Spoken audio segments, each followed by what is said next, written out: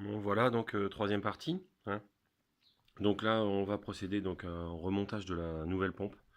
Bon, bien sûr, moi là j'ai nettoyé un petit peu, hein, j'ai tout essuyé, chiffon, etc. Pour bien tout enlever, même l'intérieur. Là moi je vous conseille aussi de nettoyer, si c'est la première fois, de bien nettoyer tout votre carter ici avec une paille de fer triple zéro par exemple, mais vraiment tout doucement pour enlever les résidus de joint, pour que ce soit vraiment très très propre. Alors n'abîmez pas la surface forcément. Donc, il y a toujours un petit peu de liquide parce que donc il y a toujours un peu de liquide en charge dans tout le système. Voilà, on va en fait nettoyer au maximum. Ensuite, ce que je fais, c'est que je lubrifie un petit peu ici l'intérieur avec de l'huile moteur que j'ai là. Je pense que là ici on le voit. Voilà. Un petit peu d'huile, hein, qu'importe.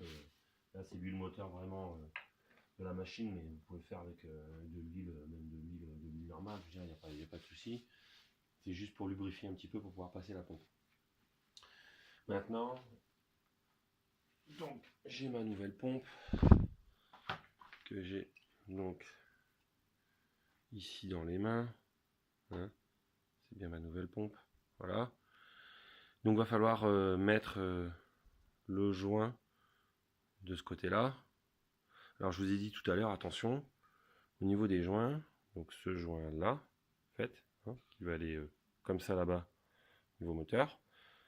Alors là je pense qu'on va mieux le voir. On voit un petit peu, mais c'est pas super. On le voit un petit peu là. Ici, donc il y a des inscrits, des numéros en fait, numéros de joint. Mais il y en a aussi ici qu'on voit pas bien. J'essaie de le mettre, mais et il y en a ici là. Donc ces numéros là donc vont côté moteur. Ah, on voit un peu là. Côté moteur, c'est-à-dire comme ça, côté carter moteur. Donc le joint va comme ça, d'accord? Donc ça veut dire que la pompe, elle va comme ça. Donc on insère le joint du bon côté. Là on le voit. Voilà, là j'ai positionné le joint. Et on voit bien les numéros là. Donc les numéros vont bien se retrouver côté moteur. D'accord? Alors ensuite, pour mettre la pompe, donc si vous voyez, vous avez un carré. C'est un carré. Et donc, il va aller s'insérer dans le carré qui est là-bas dans l'orifice de la pompe. Un petit peu là. Ok, voilà. Pour le faire rentrer, hein, vous faites tourner un petit peu la turbine comme ça à la main. Ça actionne en fait ici le carré et ça permet de le positionner dans le trou de pompe.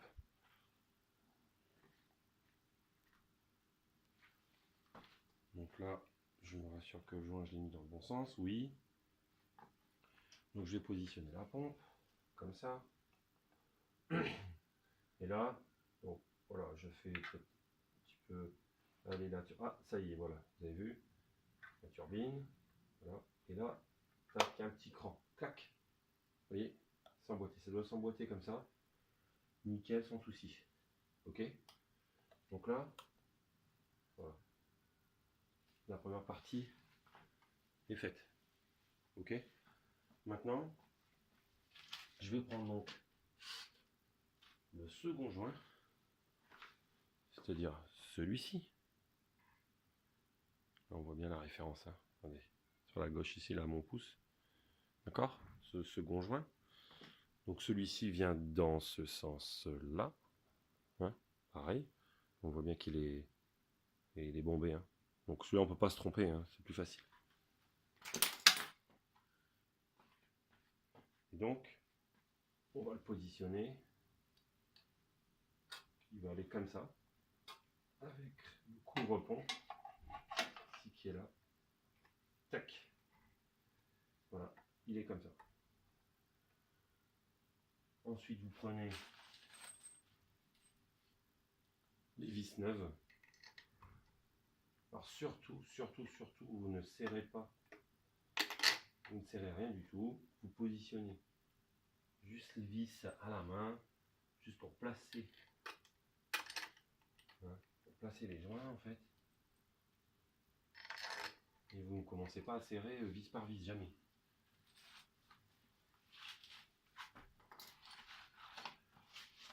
Voilà.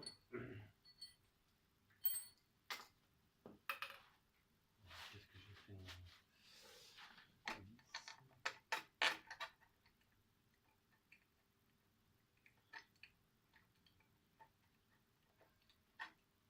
Ok.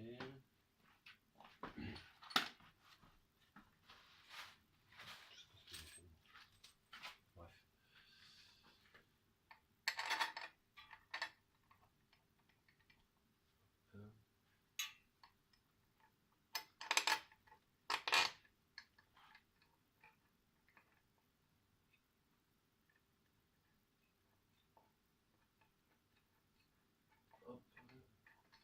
Juste, je vais prendre les vis en fait. Hein. Je vais juste prendre les vis.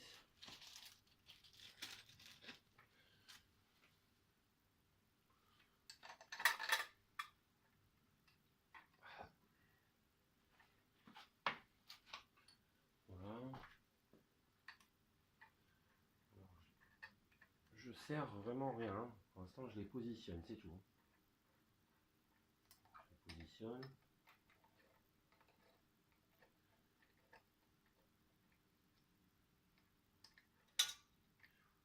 Sur le carter, pareil la machine.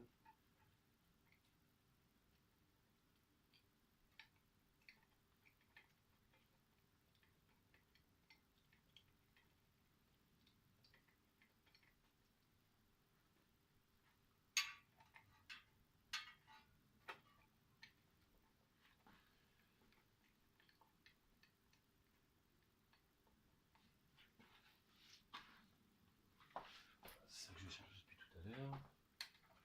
En dessous.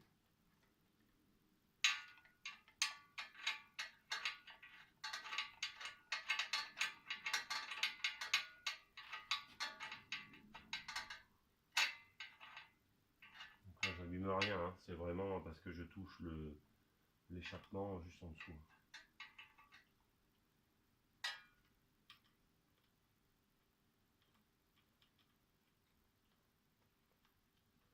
C'est mettre comme ça. Et d'avoir les vis à peu près toutes au même endroit. Et je serre vraiment pas.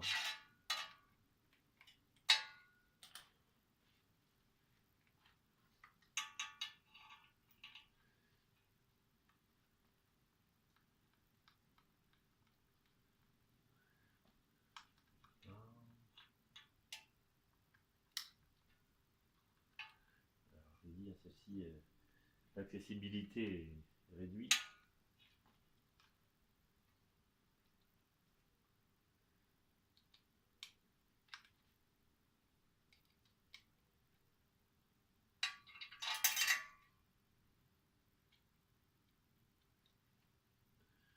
C'est vraiment de visser à la main.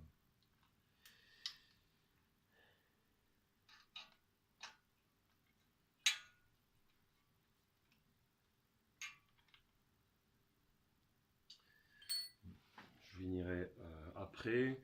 Donc alors la chose importante,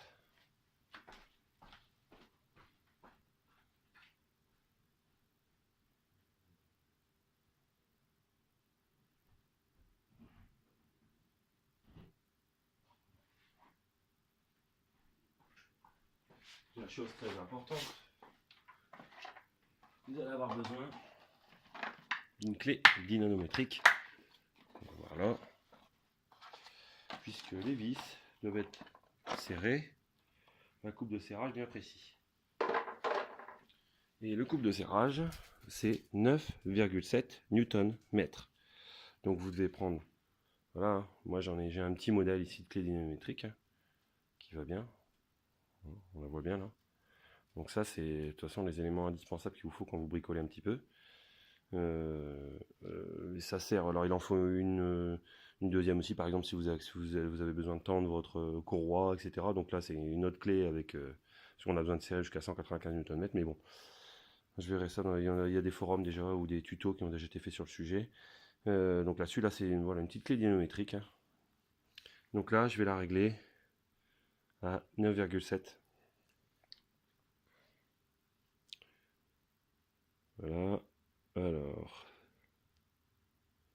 là, je suis 8, 9.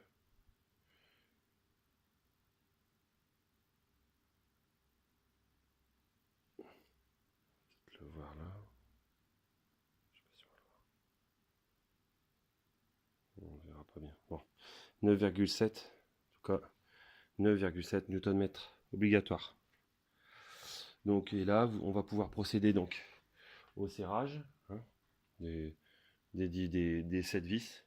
Donc, bien sûr, celle-ci et surtout celle-ci n'est pas très accessible avec la clé, donc il va falloir la finir avec la clé BTR, on va dire, parce que c'est vrai que c'est un peu difficile. Ou alors si vous avez quelque chose qui se, comment un embout, une rallonge flexible.